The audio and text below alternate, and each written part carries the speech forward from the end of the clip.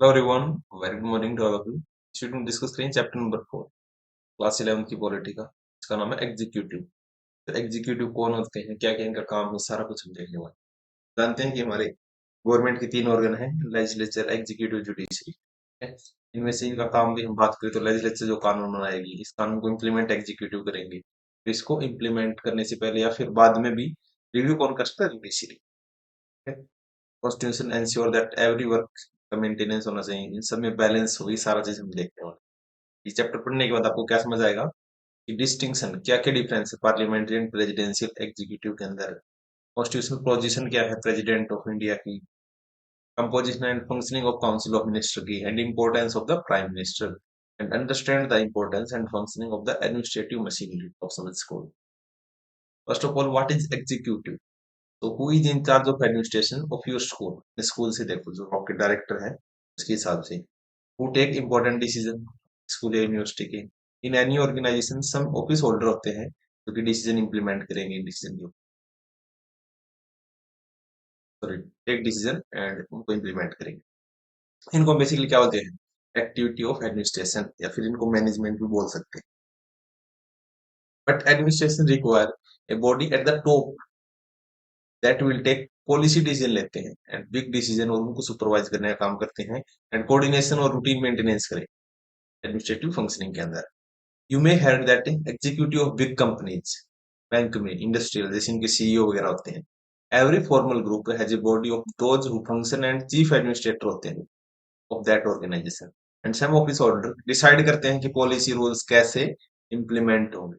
ठीक है, day to day functioning कैसे चलेगी। वर्ड एग्जीक्यूटिव का मतलब है body of a person that looks after the implementation of the rules and regulation in actual practice में, जो उसको implement करता है। And in the case of government की अगर बात करें, जो one body take policy decision जो लेगी एंड डिसाइड करेगी about rules and regulation, while other क्या करेगी, उसको इम्प्लीमेंट करेगी। देख लिया। And the organ of the primary looks at the function of implementation administration, इसको हम क्या बोलते हैं? Executive. What are the principal function, क्या क्या है? एग्जीक्यूटिव ब्रांच है गवर्नमेंट की, रेस्पॉन्सिबल है implementation of laws and policies के लिए, जो कि अडॉप्ट किसने की थी? लेजिस्लेचर।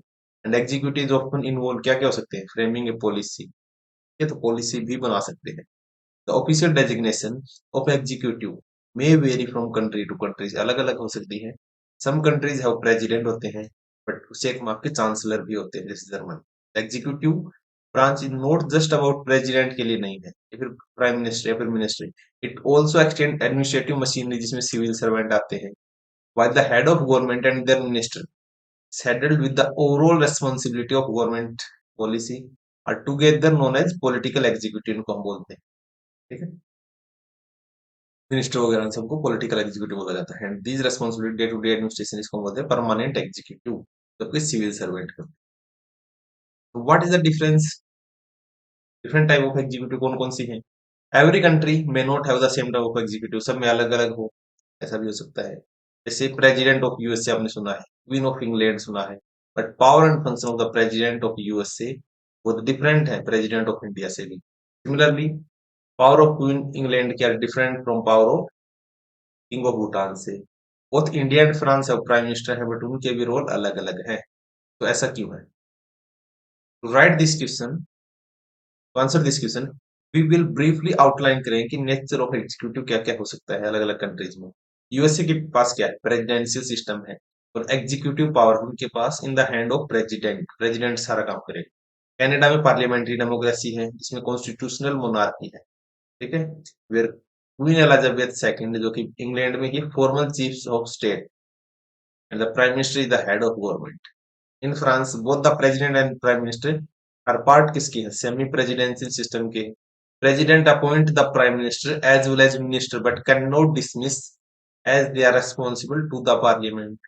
जापान में पार्लियामेंट्री सिस्टम है, जहाँ पे एम्परर हेड होता है स्टेट का, and the prime minister head of government होता है। इटली के अंदर पार्लियामेंट्री सिस्टम है, with the president as the formal head है इंडिया की तरह। ठीक है, and state and the prime minister as well as head of government. ठीक है, रशिया में क्या है? सेमी प्रेसिडेंसी सिस्टम है, वेयर प्रेसिडेंट क्या है? Head of state, and prime minister क्या है? Appointed by the president, it is head of government. Germany में क्या है? पार्लियामेंट्री सिस्टम है, which president is ceremonial head है। And chancellor is the head of government. अब इसी तरह इंडिया के अंदर हम देखें तो in the presidency system president is the head of state as well as head of government. Presidential system के अंदर दोनों का दोनों हेड वही होगा।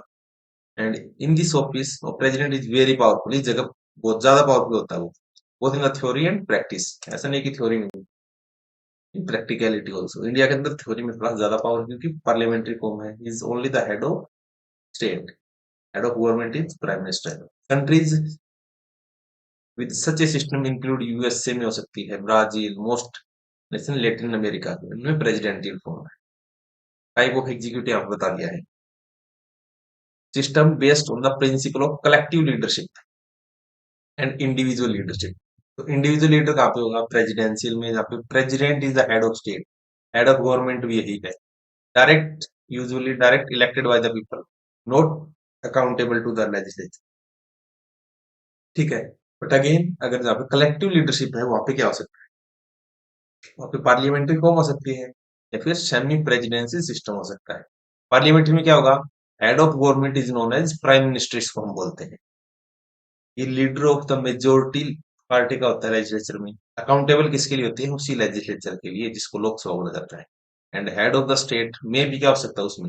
मोनार्क हो सकता है या फिर प्रेसिडेंट। मोनार्क है तो कॉन्स्टिट्यूशनल मोनार्की बोलेंगे, एंड प्रेसिडेंट अगर हेड है तो पार्लियामेंट्री रिपब्लिक। ये दोनों ही सेरेमोनियल एग्जीक्यूटिव होते हैं, बहुत ज्यादा फंक्शन नहीं करते प्रेसिडेंट। सेमी प्रेसिडेंशियल में क्या होता है? As the president head of state रहेगा, prime minister head of government रहेगा, PM and his council is responsible to legislature. अब सेमी प्रेसिडेंशियल सिस्टम कहाँ पे? श्रीलंका में 1978 में कॉन्स्टिट्यूशन ऑफ श्रीलंका को अमेंड किया गया and system of executive presidency को इंट्रोड्यूस करवाया गया। Under the system of executive presidency people directly president को इलेक्ट कर रहे थे। It means happen that both the president and prime minister belong to the same political party या फिर different से हैं। प्रेसिडेंट के पास क्या थी? वास्ट पावर थी under the constitution. President choose the prime minister from the party that has a majority in the parliament and minister must be member of the parliament. President has the power कि वो prime minister को भी remove कर सकता है, बाकी minister को भी, चाहे वो इलेक्टेड हो या फिर कमांडर इन चीफ है वो। President is head of the government भी यहाँ, एंड इलेक्टेड 6 ईयर के लिए।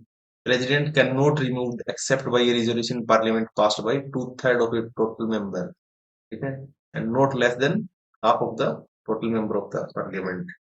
एंड स्पीकर अगर सेटिस्फाई है तभी इस पे इंक्वायरी चल सकती है and can report the matter to the supreme court. तो ये श्रीलंका का आपके एग्जाम में नहीं आएगा, जस्ट समझने की पॉइंट होगी।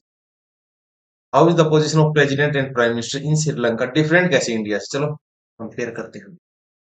इन पार्लियामेंट्री सिस्टम प्राइम मिनिस्टर क्या होता है? हेड ऑफ गवर्नमेंट, एक तो याद रखना है। मोस्ट पार्लियामेंट्री सिस्टम है प्रेसिडेंट और मोनार्क हो सकते हैं जो कि एक नॉमिनल हेड है, तो हेड ऑफ स्टेट बोला जाता है। In such a system the role of president और मोनार्क प्राइमरली सेरेमोनियल है and prime minister along with the cabinet जो कि इफेक्टिव पावर प्ले करती है। And country with the such system जिसमें Germany, Italy, United Kingdom as well as Portugal है, क्योंकि semi presidential में both president and prime ministerial. But unlike the parliamentary system, president may possess significant day-to-day power. In this system, it is a process. Sometimes the president and prime minister may belong to the same party, and at a times may belong to different party. Would be opposed to each other. And countries with such a system include France, Russia, Sri Lanka. इसमें ये आ सकते हैं। उसके बाद India के अंदर parliamentary executive कैसा कुछ है, क्योंकि इंडिया में क्या है? पार्लियामेंट्री फॉर्म ऑफ गवर्नमेंट या फिर पार्लियामेंट्री एग्जीक्यूटिव। ठीक है, बाकी रूल सेंस के अंदर पार्लियामेंट्री फॉर्म ऑफ गवर्नमेंट, क्योंकि क्या है? बेसिक स्ट्रक्चर है। हम चाह के भी प्रेसिडेंसी की तरफ नहीं जा सकते, अगर जाएंगे तो उसमें भी आपको हाफ ऑफ द स्टेट का कंसेंट लेना पड़ेगा, वो भी बहुत रिजिड है अभी तक। द कॉन्स्टिट्यूशन, क्योंकि बेसिक स्ट्रक्चर को आप चेंज नहीं कर सकते। In the parliament sorry constitution of India लिखा जा रहा था, इंडिया ऑलरेडी हम सब एक्सपीरियंस था कि कैसी इस गवर्नमेंट को चलाने की। पार्लियामेंट्री का हमें था क्योंकि गवर्नमेंट ऑफ इंडिया एक्ट 1990 1935 अंग्रेज लेके आए थे। This experience had shown that, ऐसे लगता है कि parliamentary system executive can be effectively control हो सकते हैं, किसके द्वारा? Representative of the people. And maker of the Indian constitution wanted that ensure government would be sensitive हो पब्लिक एक्सपेक्टेशन के लिए। ठीक है, तो हमें अकाउंटेबल से ज्यादा रेस्पॉन्सिबल गवर्नमेंट की आवश्यकता थी। अकाउंटेबल भी, बट अगेन रेस्पॉन्सिबल ज्यादा। स्टेबल गवर्नमेंट का हमें इतना ज्यादा वो नहीं था, क्योंकि प्रेसिडेंसी थोड़ी ज्यादा स्टेबल होती है। Other alternative to the parliamentary executive क्या थे? प्रेसिडेंशियल फॉर्म हो सकती थी, but presidential executive put much emphasise था प्रेसिडेंट के ऊपर, और वो चीफ एग्जीक्यूटिव था, सारी की सारी पावर उसके पास थी। एंड हमेशा एक डेंजर था कि कभी भी प्रेसिडेंशियल एग्जीक्यूटिव कुछ भी कर सकता है, ठीक है? हमेशा ही काम होगा। The maker of the Indian constitution wanted a government that would strong executive branch हो, but at the same time कुछ एक safeguard हो, check against the personality cult. And in the parliamentary form there are many mechanisms जो कि ensure करते हैं कि executive will be answerable to and controlled by legislature, people's representative. So the constitution adopted parliamentary system, इसलिए हमने parliamentary system adopt कर लिया, both nation as well as state level पे। स्टेट पे हमारे पास क्या होता है? Governor and PM. According to this system, president जो कि एक फॉर्मल हेड रहेगा स्टेट का, एंड देन प्राइम मिनिस्टर क्या होगा? Along with his council minister actual में गवर्नमेंट को चलाएंगे नेशनल लेवल के ऊपर। And at the state level के ऊपर एग्जीक्यूटिव कंप्राइज गवर्नर रहेगा, and chief minister and council of minister रहेंगे। And constitution of India waste the executive power of union किसके पास है? प्रेसिडेंट के पास। ठीक है, एग्जीक्यूटिव पावर बोलने की सेंस में, लिखने की सेंस में, बट एक्चुअल में किसके पास है? Prime minister. बट आपको याद रखें प्रेसिडेंट है एग्जीक्यूटिव है। In reality president exercise these power through council of minister के थ्रू करता है। तो हेड कौन करेगा? Prime minister. And president is elected for a period of 5 year, but there is no direct election भी नहीं है हमारे पास। लास्ट वीडियो में हमने इनका इलेक्शन भी देखा था। President is elected indirectly. This mean that president is elected not by the ordinary citizen, not by the ordinary citizen, but elected MLA और एमपी इनको इलेक्ट करेंगे। ठीक है, वो इनको सिलेक्ट करते हैं।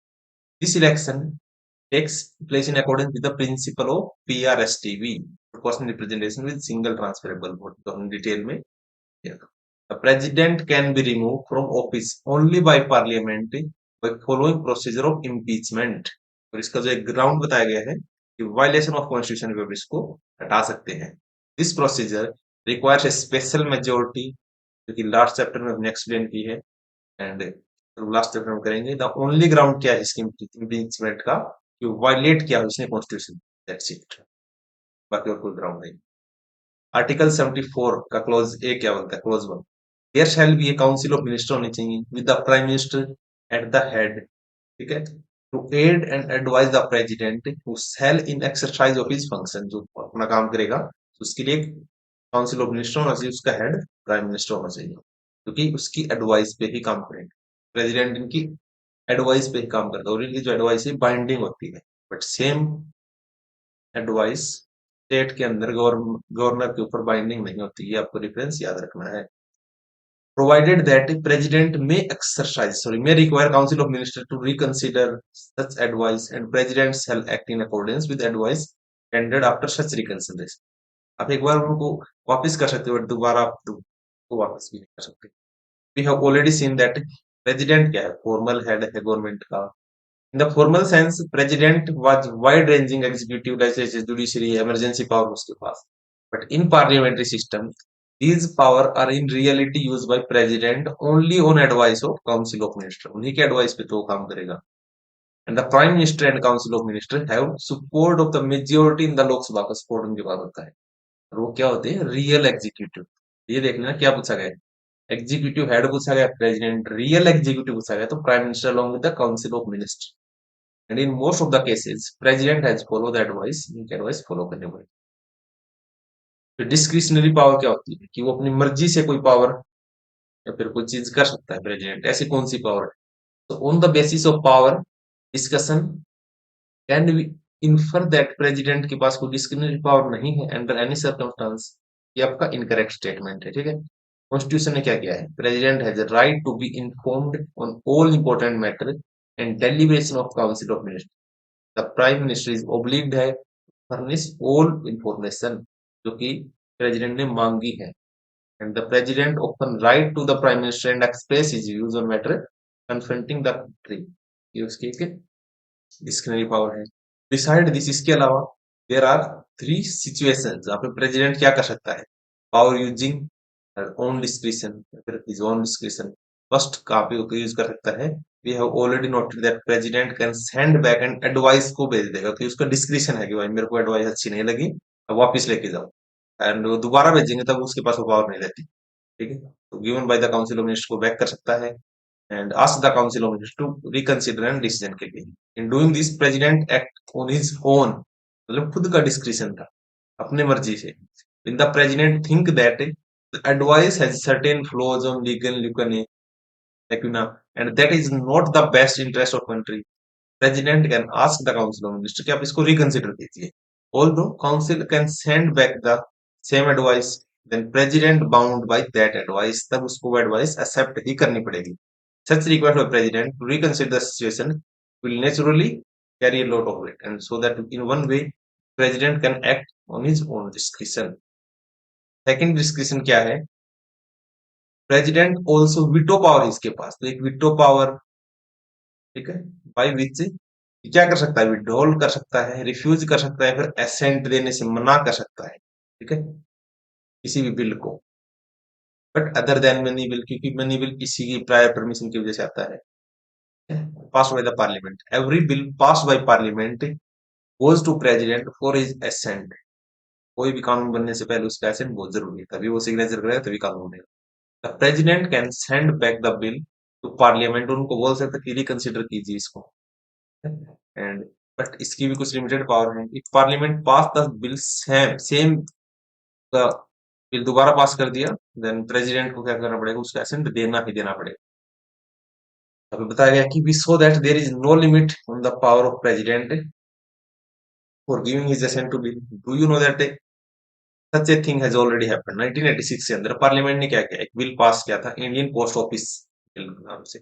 दिस वाज वाइडली क्रिटिसाइज किया जा रहा था, कर्टेल भी किया जा रहा था, फ्रीडम ऑफ प्रेस के ऊपर यहाँ पे सवाल उठ रहे थे। उस टाइम फिर प्रेसिडेंट कौन थे, यानी Zail Singh, did not take any decision, इस बिल के ऊपर कोई भी डिसीजन नहीं लिया। उनका जैसे टाइम खत्म हुआ, जब नेक्स्ट प्रेसिडेंट आए Venkat Raman, sent the bill finally back to parliament में भेज दिया for reconsideration। But by that time government has brought the bill before the parliament has changed, new government यहाँ पे आ चुकी थी, and government belonged to a different coalition and did not bring the bill back to the parliament। Thus jail Singh decision to postpone giving assent to the bill effectively mean that will never become a law, कभी भी law नहीं बन सकता। ठीक है, ये दो descriptive power हमने देख ली इसकी। However, there is no mention in the constitution about the time limit, कोई भी ऐसी लिमिट नहीं बताई गई विद इन, जब प्रेसिडेंट क्या करे, must send the bill back for reconsideration, कितने दिन बाद वो भेजेगा। This mean that president can just keep the bill pending with him without any time limit, and this gives the president an informal power, देता है उसको, जब very effectively इसको यूज कर सकते हैं। सम टाइम रेफर टू, इसको pocket Victo बोलते हैं, कि पॉकेट में डाल के बोलते हैं। थर्ड काइंड ऑफ डिस्क्रिशन क्या है, पॉलिटिकल सर्कमस्टांसेस के में president appoint the prime minister. ऐसा नहीं कि वो किसी को भी अपॉइंट करेगा, बट अगर कोई भी मेजोरिटी की गवर्नमेंट नहीं है तो वो अपने अकॉर्डिंग डिस्क्रिशन के ऊपर गवर्नमेंट को, प्रेसिडेंट को, सॉरी प्राइम मिनिस्टर को सिलेक्ट कर सकता है। नॉर्मली पार्लियामेंट्री सिस्टम में क्या होगा, सपोर्ट जो कि मेजोरिटी ऑफ लोकसभा जिसके पास है उसको प्राइम मिनिस्टर बना दिया जाता है, and the question of discretion would not arise, तब तो बात ही नहीं आती। बट इमेजिन जहाँ पे after election no leader has a clear majority, किसी के पास क्लियर मेजोरिटी नहीं लोकसभा की, imagine further that attempts to forge alliance 2 to 3 leaders are claiming that they are support of the majority, तो उनमें से president has to decide इनमें से अब किसको prime minister appoint करेंगे, and in such a situation president has to own discretion को वो use कर सकता है, judging who is who may really have the support of the majority, किसके पास है और कौन गवर्नमेंट को अच्छे से रन कर सकता है। Since 1989 major political changes have considerably increased, importance of presidential office की बढ़ गई है। Four parliamentary election held from 1989 98, no single party और coalition can attain a majority in Lok Sabha. सबसे पहले देखते हैं प्रेसिडेंशियल रोल क्या है, प्राइम मिनिस्टर को चूज करें। 1977 के अंदर या फिर उसके बाद पार्टी पॉलिटिक्स इन इंडिया बहुत ज्यादा कॉम्पिटिटिव हो चुकी है, where no party had a clear majority in Lok Sabha। What does the president do in such situation? No political party के पास कोई coalition भी नहीं है, किसी के पास मेजोरिटी नहीं बन रही, जैसे मार्च 1998 में बीजेपी एंड अलायंस ने 251 सीट बना ली, 21 sort of majority. President Narayan adopted an elaborate procedure. He asked the leader of the alliance, Atal Bihari Vajpayee, to furnish document in support of his claim from concerned political party. Not stopping at this, President also advised Vajpayee to secure vote of confidence within 10 days, otherwise इसको dismiss कर दे. ये situation demand presidential intervention की बात करते हैं कि government किसकी बनेगी, या फिर request for dissolution of Lok Sabha by Prime Minister who could not prove majority in the House. It may thus be said that presidential discretion is related to political conditions, and there is a greater scope for presidential assertiveness when government are not stable and coalition occupy power. And for most part the president क्या होता है, formal power use करता है, holder a ceremonial head of nation. You may have wondered that do we need a president? In parliamentary system, council of ministers depend होती है support of the majority party of legislature. This means that council of ministers may be removed at any time and नया council of ministers बनाया जा सकता है. Such a situation require head of the state who has a fixed term. अगर कोई ऐसा है तो वही ये काम करेगा on advice of council of ministers. Who may be empowered to appoint the prime minister and who may symbolically represent करता हो पूरी country को. And आपका president क्या होता है, first citizen भी होता है इंडिया का. This is exactly the role of president in ordinary circumstances. Besides, no party has a clear majority. President has additional responsibility होती है कि अपने चॉइस का वो प्राइम मिनिस्टर को अपॉइंट करे. प्राइम मिनिस्टर है तुम्हारे पास, वाइस प्रेसिडेंट सॉरी प्रेसिडेंट है तो वाइस प्रेसिडेंट भी हमारे पास है. इसका और देख लेते हैं. तो vice president is elected for 5 years. हिज election is similar to president. Only difference क्या है, not a part of electoral college. जो स्टेट लेजिस्लेचर जहाँ पे वो वोट कर रहा था प्रेसिडेंट के अंदर, ये यहाँ पे इसकी इलेक्शन में पार्ट नहीं रहता. ठीक है. तो vice president can be remove from his office by resolution of Rajya Sabha जब पास करेगी by majority and agreed by Lok Sabha. ठीक है. तो यहाँ पे ज्यादा प्रेंड है राज्यसभा क्योंकि ये इसी का चेयरमैन रहे. तो vice president as x official chairman of Rajya Sabha take over the office of president जब यहाँ पे कोई भी वैकेंसी खाली हो due to reason of death, resignation, removal of and impeachment of president या फिर और कोई कारण हो सकता है. देन प्राइम मिनिस्टर जो प्रेसिडेंट है, वाइस प्रेसिडेंट एक्ट करेगा प्रेसिडेंट की तरह अंटिल जब तक कोई नया प्रेसिडेंट बन के नहीं आ जाता. जैसे बीडी जती acted as president on the death of Fakhruddin Ali Ahmad until the new president was elected.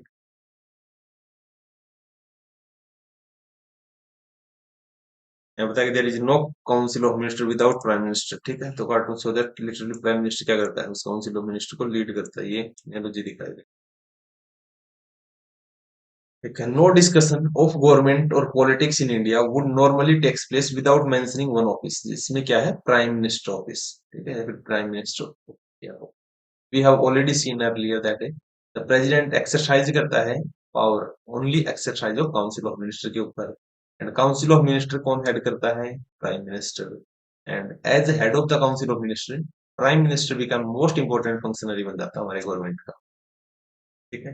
And in the parliamentary form of executive essential that prime minister has support of the majority होती है उसके पास लोकसभा की. This support by the majority also make prime minister को और भी ज्यादा powerful बना देती है. And the moment this support of the majority loss, जब ये खत्म हो जाएगी prime minister losses the office. So for many years after independence, Congress party had the majority in Lok Sabha and its leader would become the prime minister बनते रहे. Since 1989 के बाद there have been many occasions when no party had majority in Lok Sabha. Various political party come together और coalition बना के majority prove कर रही थी. In such a situation, a leader who is acceptable to most partner of the coalition become prime minister बन जाएगा उन सब में सहमति होके. Formally, a leader who had the support of majority appointed by president जिनको हम अपॉइंट करेंगे वो यहाँ पे प्राइम मिनिस्टर बन जाएंगे. ठीक है. Prime minister had advise and decide कि मिनिस्टर कौन कौन हो और उसकी काउंसिल ऑफ मिनिस्टर में कौन कौन लोग होंगे. प्राइम मिनिस्टर अलोकेट करते हैं रैंक को, पोर्टफोलियो देते हैं मिनिस्टर को depending upon the seniority and political importance के हिसाब से. Given the rank of cabinet minister, minister of state and deputy minister. तीन टाइप के मिनिस्टर होते हैं. In the same manner chief minister of the state choose their own party and coalition के हिसाब से prime minister and all the minister have the member of parliament and if some member become minister अगर बनना चाहता है prime minister तो उसको MP बन के आना पड़ेगा विद इन 6 मंथ। तो बिना एमपी भी आप अवेलेबल या फिर एमपी बन सकते हो for how much time 6 month. There are some member in the constituent assembly who felt that a minister should be elected by legislature not selected by prime minister। उन्हें ये होता है कि मिनिस्टर को भी इलेक्ट करना चाहिए हम सब मिलकर। इसको होता है Swiss system under the leader.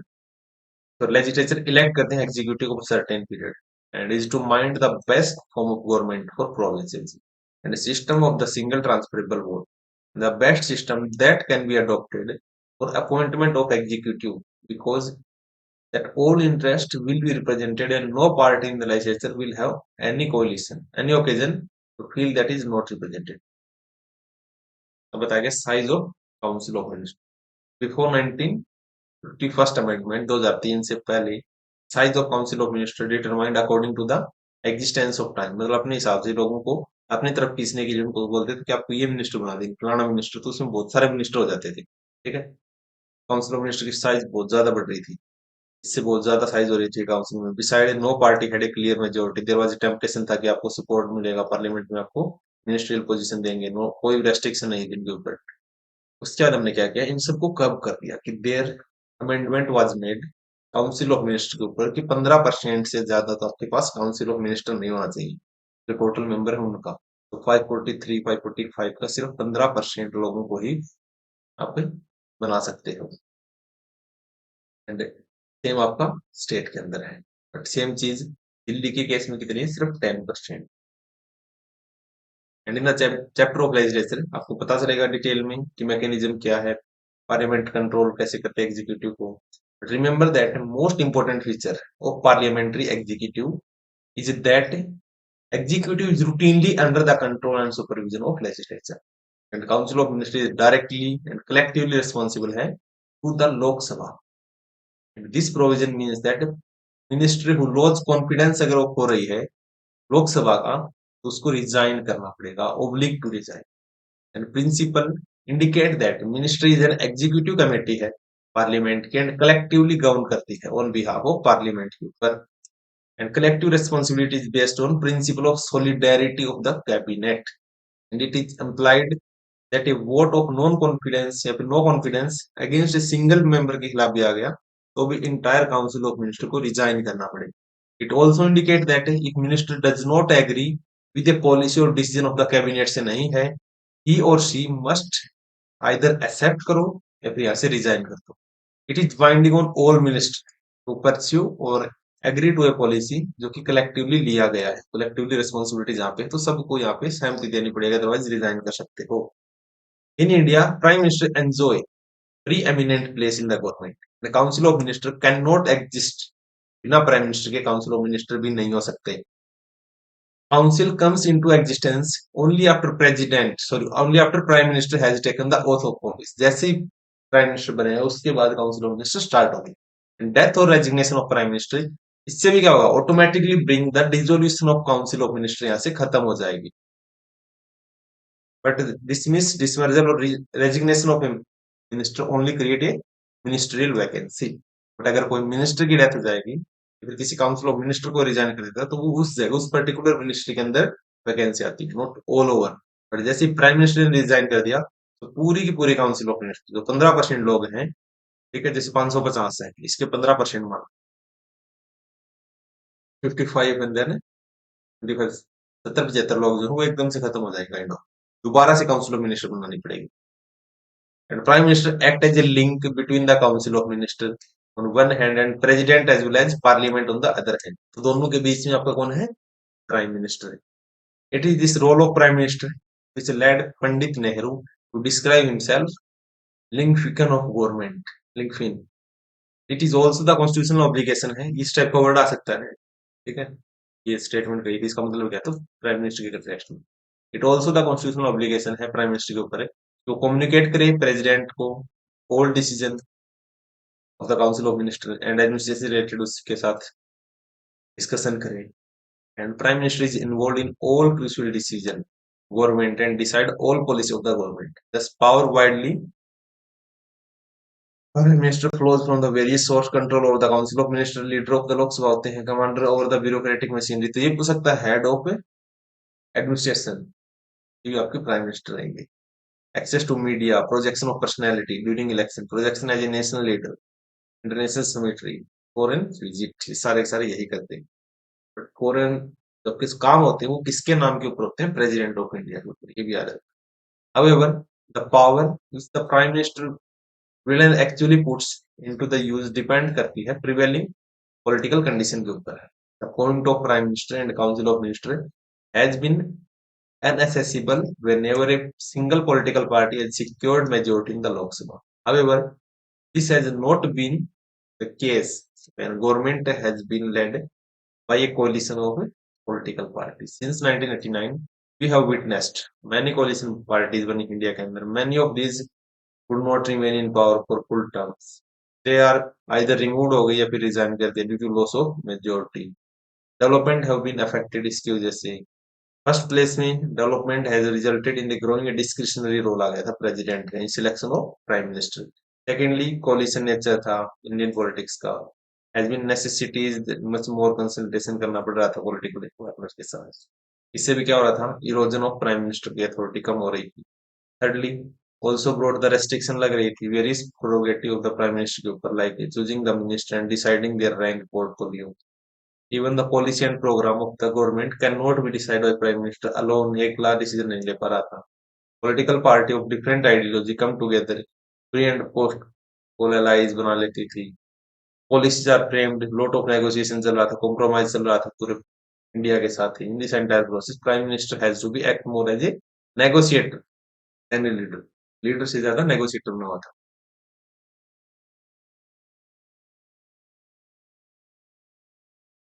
Eight the state level similar आपका किसके साथ होता है? CM and governor. Most important variation is that governor of state appointed by the president उसको अपॉइंट करता है. इसकी एडवाइस पे, सेंट्रल गवर्नमेंट की एडवाइस पे, ये याद रखना है. जो the chief minister like prime minister is leader of the majority होता है असेंबली में. गवर्नर मोर डिस्क्रिशनरी पावर होती है. Main principle of parliamentary system operate at state level also. Parliamentary sorry permanent executive जिसको ब्यूरोक्रेसी आप बोलते हैं. तो who implement decision of the minister. जो मिनिस्टर ने कोई लॉ बना दिया, ये कानून बना दिया, इसको इम्प्लीमेंट कौन करेगा?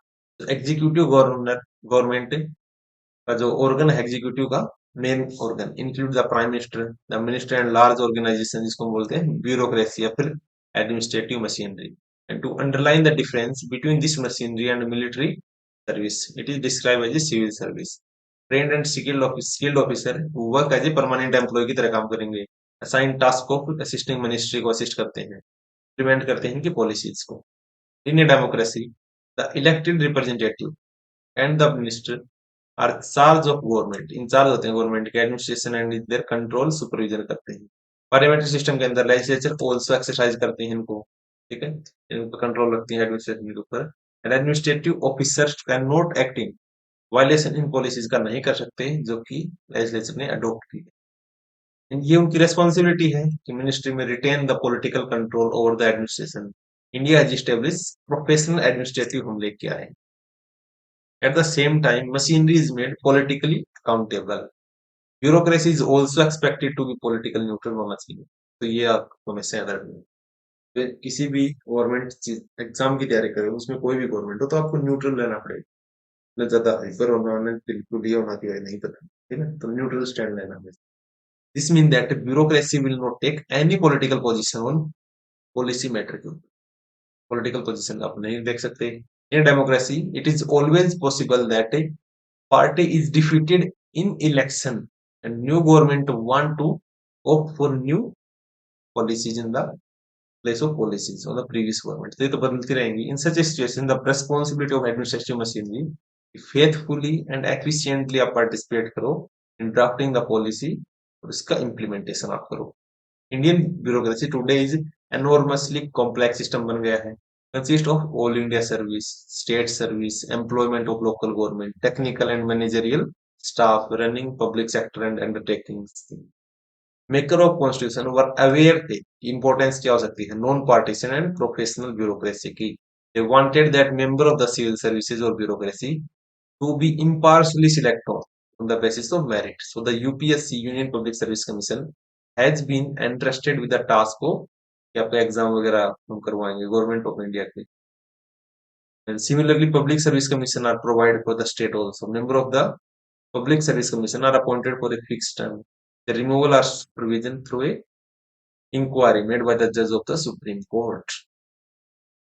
And while the efficiency and merit are the norms and recruitment के constitution also ensure that all section of society including the weaker section उनको भी opportunity मिले public bureaucracy के अंदर.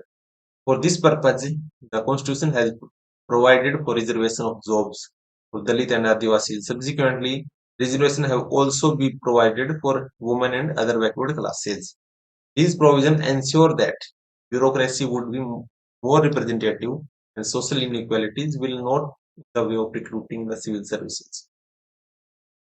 क्लासिफिकेशन हमने कैसे किया है ऑल इंडिया सर्विसेज जिसमें सबसे ऊपर रहेगी मतलब थोड़ा सा अपर हैंड है बाकी तो देखो अपना अपना काम करेंगे Indian administrative services IAS and IPS इनके साथ आपका एक इंडियन फॉरेस्ट सर्विसेज रहेगा क्योंकि ऑल इंडिया सर्विस है आईएफ फौज सेंट्रल सर्विस कौन सी होगी इंडियन फॉरेन सर्विस और इंडियन कस्टम सर्विस स्टेट की सर्विस कौन सी है provincial civil service person elected by UPSC for IAS and IPS constitute the backbone of higher level bureaucracy of the state के अंदर. You may note that collector of the district is the most important officer है government का उस district के अंदर. Do you know that collector is normally क्या है एक IAS ऑफिसर है that officer is governed by the service condition laid down by the central government. उसी के ऊपर काम करा है. IAS IPS are assigned to a particular state. He or she work under the supervision of the state government. Officers are appointed by the central government. They can go back to the service of the central government. Most importantly, only the central government can take disciplinary action. सिर्फ वही ले सकते हैं उनके खिलाफ. This means that key administrative officer of the state are under the supervision and control of central government के control में है. Apart from the IAS and IPS, officer appointed by UPSC, administration of the state is look after the officers appointed through the state PSC also.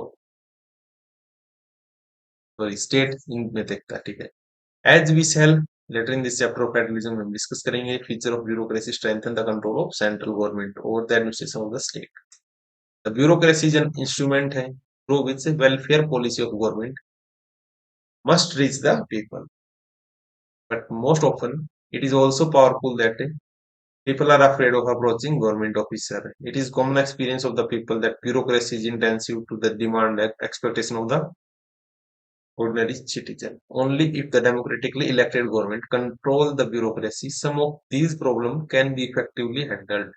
On the other hand, too much political interference turns the bureaucratic instrument of the politics ये बन सकता है ठीक इनके hand में जा सकता है तो the constitution has created independent machinery है इनके रिक्रूटमेंट के लिए जिसको आप यूपीएससी बोलते हैं many people think that no provision for protecting the civil servant from political interference of their duties. It is also felt that enough provision are not there to ensure their accountability. लोगों के लिए. There is an expectation that measures like the right to information may make the bureaucracy more responsive and accountable बना सकती है. That's it. अभी देखते हैं. Conclusion. The modern executive is a very powerful institution है government का. Executive enjoy greater power as compared to the other organ of the government. This generate a greater need to have a democratic control over the executive. The maker of our constitution, with the foresight that executive must be put firmly regular supervision होना चाहिए ठीक है parliament executive कैसे select करना periodic constitution limit क्या क्या है सारा हमने देख लिया पार्लियामेंट्री एग्जीक्यूटिव मीन्स एग्जीक्यूटिव जहाँ पे पार्लियामेंट कैसा है executive elected by parliament where parliamentary function is the executive that is dependent on support of the majority of the parliament ये आप बताएंगे कमेंट सेक्शन में फर्स्ट क्वेश्चन तो अभी के लिए इतना ही थैंक यू नेक्स्ट वीडियो में डिस्कस करेंगे चैप्टर नंबर 5